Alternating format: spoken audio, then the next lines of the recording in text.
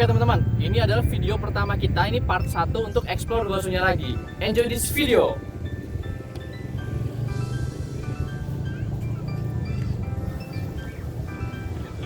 Beli gua kate cungkup kunci gua langse kecamatan Kongsu. Mungkin ini daerah-daerahnya Pak. Ya, coba nanti kita coba lihat langsung. Gua mau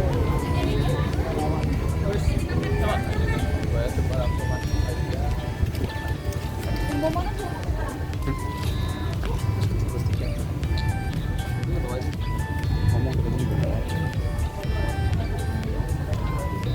Namanya satu nama aja boleh.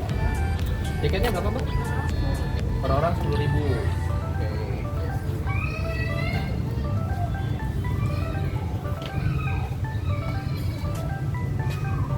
Di sini ternyata bisa foto prewedding juga Mbak ya?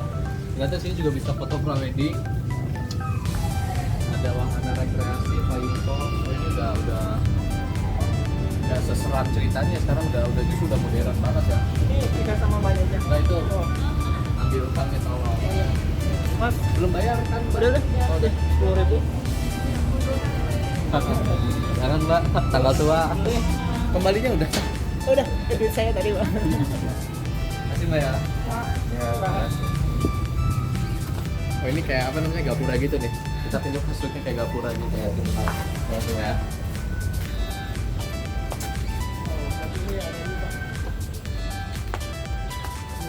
Di sini ketika di arahnya ada kalaupun bawahnya berarti ke kanan gedung Pasanggerahan tribun di sana Pak. Tribun apa tuh? Oh, Sepak ini- bola. Ini nih Pak, kalau ada acara-acara tuh, oh iya benar-benar dia nanti di sini tempat acaranya, kita nontonnya di sini. Coba di sini, nih nontonnya di sini. Wah.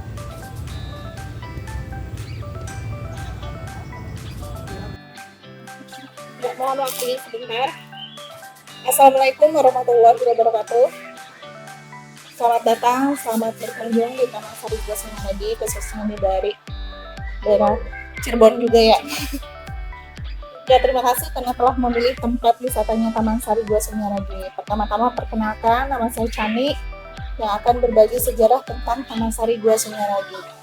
Ini nama lain dari Taman Sari Gua Sunyaragi ini merupakan Taman Kaputren, tempat bermainnya putra-putri Sultan, dan juga tempat penggeblengan fisik dan mental. Dan ini penggantinya Nurgiri Saptarengga yang berada di Gunung Sembung, di mana di sana sudah dimakamkan Mbah Pu Cirebon, Sunan Gunung Jati, dan Putri Ongpin.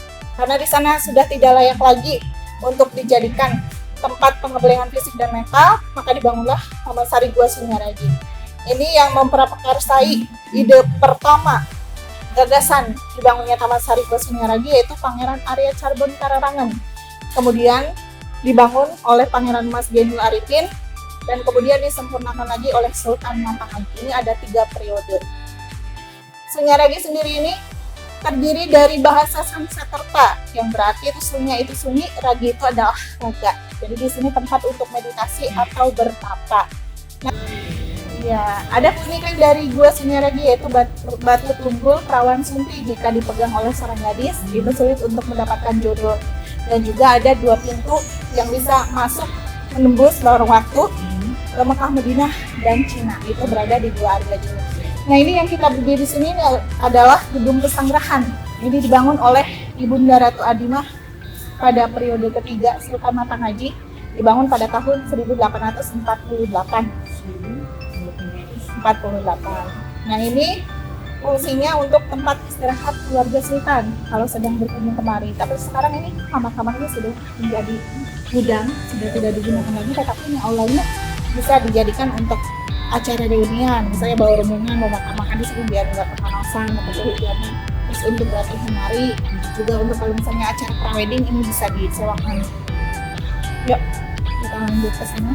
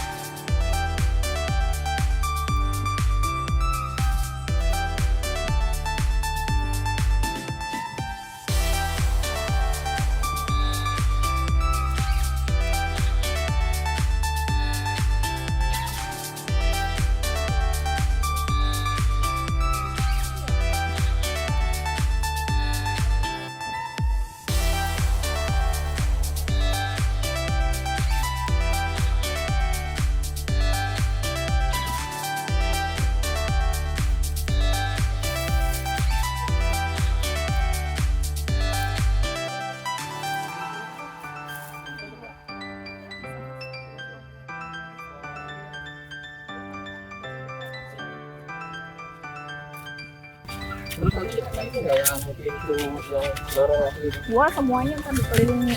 Kan itu di belakang. Oke. Nah, ini sebelum agama Islam masuk ke sini, ini dulunya kan agama Hindu. Makanya ini kan senyara gitu, ada kata meditasi. Meditasi kan agama Hindu. Nah, ini adanya ditandai dengan adanya patung Dewa Siwa. Ini patung Ya, patung Dewa Siwa.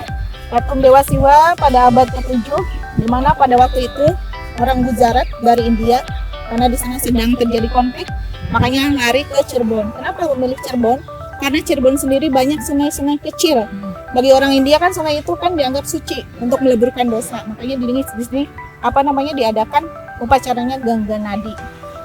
Nah, setelah agama Islam masuk ke sini, kita kan pasti agama Islam nggak mungkin kamu masuk Islam dong, nggak mungkin kan seperti itu.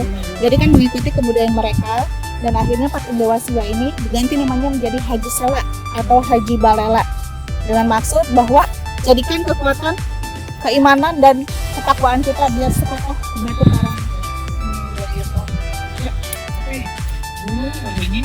Dulu sih ada beberapa, karena kan ini udah lama kan, ratusan tahun. Iya, udah 400 lebih lah.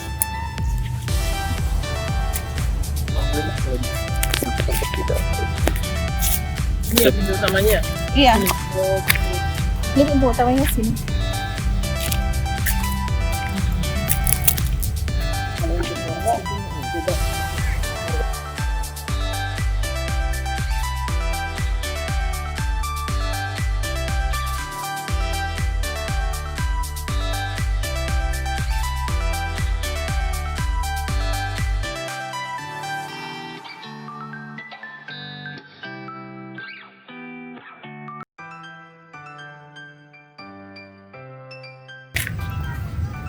Nah, ini kalau kita perhatikan sebelah sana, itu ada tulisan Gua Pengawal.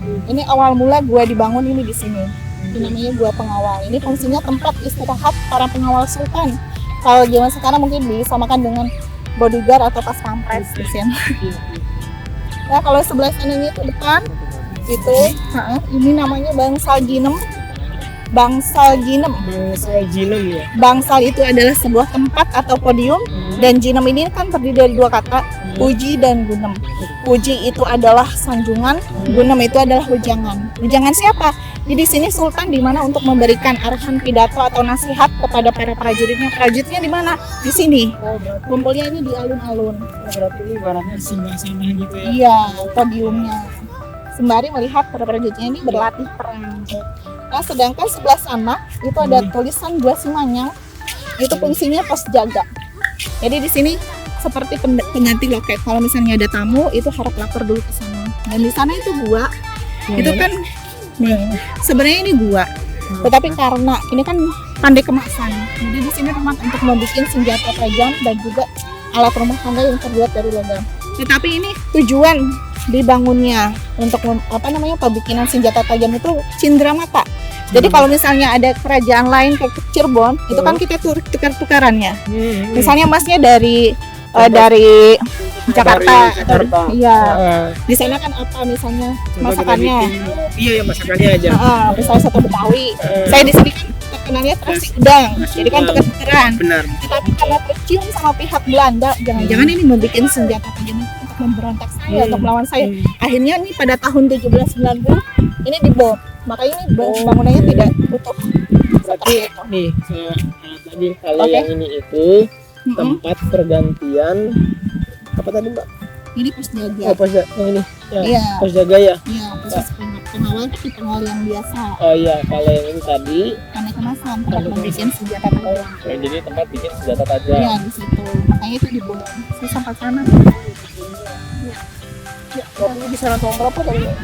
Kalau ini 17 ini kan ini awal pertama. Ini kan Pangeran Mas Jenderal Arifin. Kalau ini Sultan Matangaji. Jadi ngacak. Jadi kan di mana ada lahan kosong di sini ada. Makanya ntar dari sini ntar ke sana sama Gua Arga Jumut. Yang bangunannya di depan tadi. Periode ketiga. Kalau mau belokin ke kiri gimana Pak? Nggak ada analognya Pak? Kalau mau belokin ke kiri asal gini aja.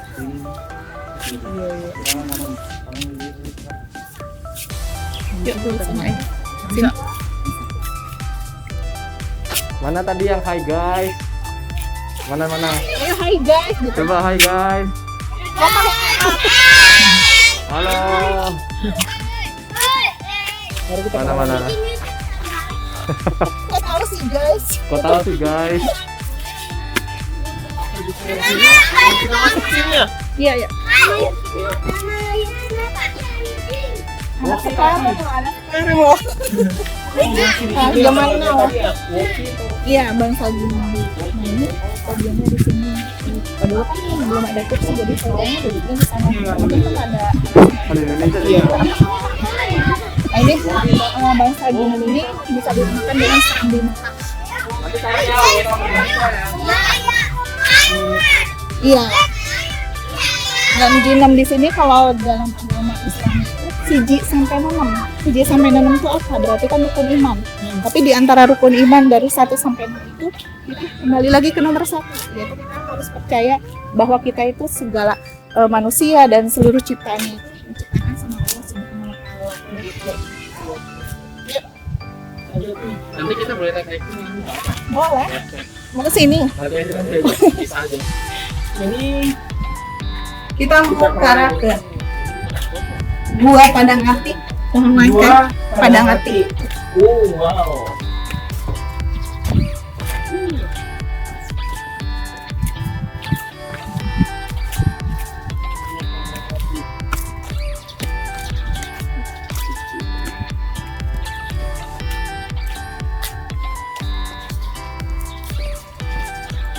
Nah itu mas yang ada orangnya di sebelah sana. Oh, yang atas tuh. Itu namanya Gua Padang Ati. Padang itu terang, Ati itu udah hati.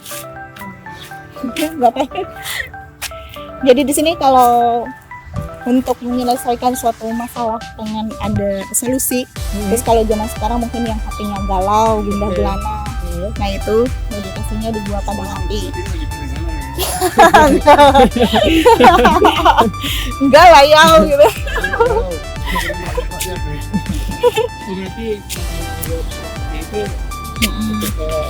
Iya, untuk ketenangan, untuk mencari jawaban misalnya suatu problem, suatu masalah. Waktu zaman dulu kan namanya pemerintahan, kita kan harus gimana pengen solusinya, gimana pemecahan suatu masalah dalam bukan untuk berunding, tapi ini secara pribadi, masalah pribadi untuk mendekatkan diri kepada Sang Maha Pencipta. Itu kan butuh ketenangan, makanya biar hati kita terang. Ini ada hati gitu. Nah ini depan kita ini ada patung Garuda. Oh ini. Bentar. Bro. Ya ntar juga kesini. Nah ini Bentar. Ini patung Garuda tapi kayak ada lilitan ular gitu. iya emang ini kan patung Garuda yang sedang dililit gelar naga. Ini ada hubungannya sama yang patung yang di Bima nggak? Nggak ada. Yang pada Bima. Nggak ada. Kalau patung Garuda di sini ini merupakan peletakan batu kedua. Jadi setiap pembangunan suatu gua itu pasti ditandai periode masa-masanya. Misalnya masanya emasnya, zamannya emasnya saya nih menandakan nih masa kejayaan saya di sini patung ini. Terus mas yang lain beda lagi gitu. Nah ini patung Garuda yang sedang dililit ulan naga ini karena ini kan berada di kawasan Taman Chandra Sangkala Pujangga Ratu Oba Ingbuni. Pujangga itu 8, Ratu itu 1, Oba itu 5, Ingbuni itu 1. Jadi 8151 itu tahun Chandra Sangkalanya. Sedangkan tahun Jawanya itu dibalik 1518. Perbedaan tahun Jawa sama tahun Chandra Sangkala ini 78 tahun. Jadi 1518 ditambah 78 itu hasilnya 1596. Jadi ini bangunan yang di sini didirikan pada tahun 1596 sampai dengan 1788.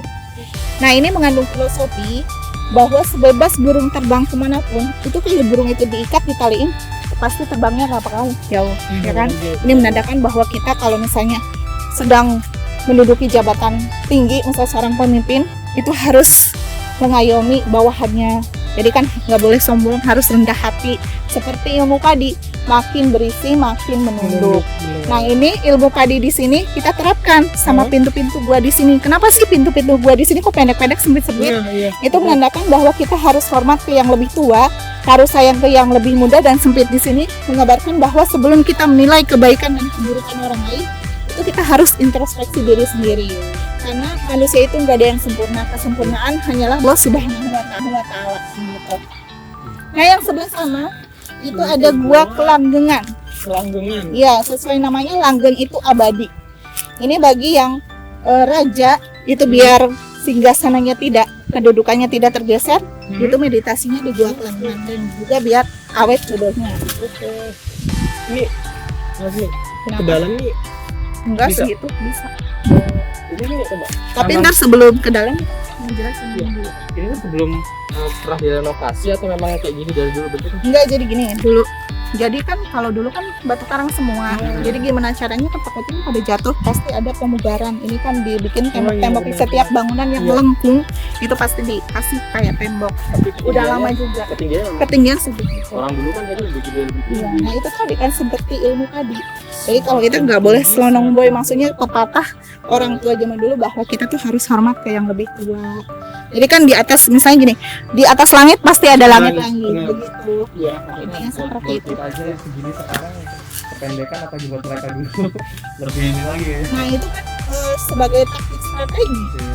Karena di sini pembuatan Gua Sunyaragi ini sebenarnya kamuflase aja untuk mengecoh pihak Belanda. Sebenarnya ini pembangunan Gua Sunyaragi ini untuk membangun strategi perang melawan pihak Belanda. Kayaknya dilihat, oh ini rumahnya Iya. pendek-pendek nih, orang Iya. pasti pendek-pendek. Oh, gitu ya. Terus kan kalau orang Belanda kan tinggi. Kalau misalnya itu kan harus, jadi udah ketahuan duluan Iya, dong. benar. Ayo kita ke sini. Nah ini ada pohon lengkeng. Kenapa kita masukin sejarah sini? Karena pohon lengkeng ini sangat unik sekali ya. Ini tinggal kulitnya saja yang paling belakang. Ini kalau Oke. secara logika, ini kan dagingnya sudah nggak ada, tinggal kulitnya aja. Aturan kan mati. Tetapi ini daunnya masih hijau. Yang ini pohon buatan untuk penyanggahnya karena sudah ratusan tahun.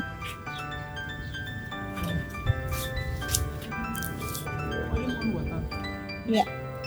Dari semen. Iya. Oh, iya benar. Untuk penyanggah takutnya kan roboh. Kan udah lama sih, udah ratusan tahun. Ya, tapi tidak pernah berbuah mas, karena Iya, harus berarti. pasang. Kalau zaman dulu kan belum mengenal namanya sistem cangkok, sistem stack. Iya. Ini kan khusus dari biji ya. Iya. Jadi kan harus 2 pasang. Hmm. Nah ini yang sebelahnya ini adalah monumen Cina. Ini bukan makam, tetapi merupakan simbolisasi bentuk penghargaan kepada para pengikut Putri Ongpin. Karena salah satu arsiteknya ini berasal dari Cina yang telah ikut andil membangun area situs Gua Sunyaragi.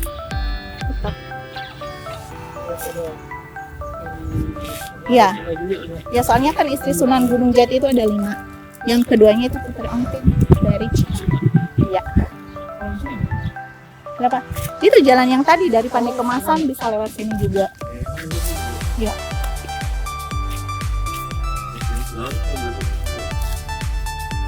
Nah kalau ini pasti di Jogja juga ada namanya Candi Bentar.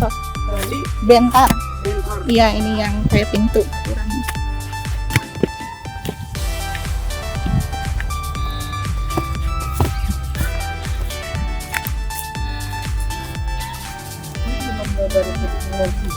Iya putih telur. Putih telur di sini mengandung filosofi. Putih itu menggambarkan sucikan hati, sucikan niat, dan telur itu kan bentuknya bulat, jadi tekadkan bulat, yaitu dengan cara meditasi. Jadi kalau misalnya ada kerusakan, kalau apa gitu misalnya ditempeli lagi sama semen itu nggak bisa. Makanya kita harus bisa memelihara dan melestarikan budaya peninggalan nenek moyang ya. Nah ini yang di depan kita ini namanya Manggebeling. Iya ini bangunan joglo yang tidak bersekat dan tidak berdinding, di mana tempat duduknya ini terbuat dari batu marmer dan pinggirannya ini ditempeli piring keramik yang berasal dari Cina dan Belanda. Ini fungsinya tempat istirahat sultan beserta para pengawalnya setelah memberikan arahan pidato dari bangsa Jinem tadi di depan. Jadi dari bangsa Jinem itu ada pintu, bisa ke sini, boleh lihat. Iya, Ini boleh. apa? Enggak apa-apa.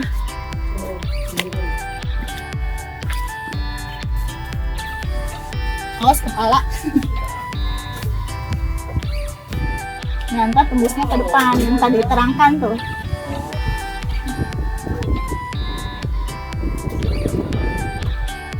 Jadi kalau zaman sekarang mungkin disamakan dengan gazebo, tempat santai, karena dulu ini taman Canda Sengkelat dari sana sampai sini.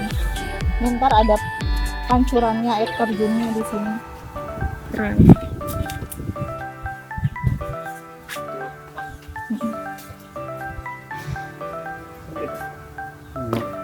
Yang tadi. Nah ini sekarang di depan kita ini ada gua peteng. Oh ini. Ya, peteng itu artinya gelap. Jadi di sini karena guanya gelap, tempat untuk melatih kanuragan dan kekebalan tubuh khusus para prajurit. Dan di dalamnya ini dulunya ada sebuah lorong yang panjangnya 12 kilo, itu menembus ke Gunung Jati. Ini sekarang udah ditutup ya di dalamnya. Nah itu di atasnya itu ada dua cungkup runcit. Itu fungsinya untuk menara pengawas. Jadi kan itu kan paling atas. Jadi kan seluruh area situs bisa mengawasinya di sana. Iya, khusus ahli yang memanah. Kalau zaman sekarang mungkin sniper yang ahli tembak. Nah itu di tengah-tengahnya ada sebuah ruangan di mana di situ ada patung putri Cina yang terbuat dari kayu cendana, di mana fungsinya ini pengharum ruangan seluruh area situs gua. Karena zaman dulu kita belum mengenal namanya minyak wangi, meskipun zaman dulu kan terkenalnya ikan duyung ya, belum ada. Jadi pengharumnya pakai kayu cendana. Nah sebelah kiri ini namanya gua Langse. Langse ini berasal dari bahasa Cina kuno, itu yang artinya itu tirai atau gorden. Kenapa bisa dikatakan seperti itu? Itu kalau ada air turun ke bawahnya, itu air terjun menyerupai gorden. Jadi kalau misalnya masnya meditasi di dalam gua Langse tersebut tidak kelihatan karena terhalang sama air terjun tadi. Nah ini dia mitos dari Gua Sunyaradi, yaitu batu tunggul perawan sunti jika dipegang oleh seorang gadis itu sulit untuk mendapatkan jodoh. Gak apa-apa.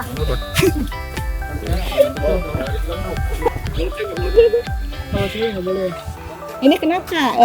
Sebenarnya kita sebuah nasihat. Kalau yang pegang itu sulit untuk mendapatkan jodoh.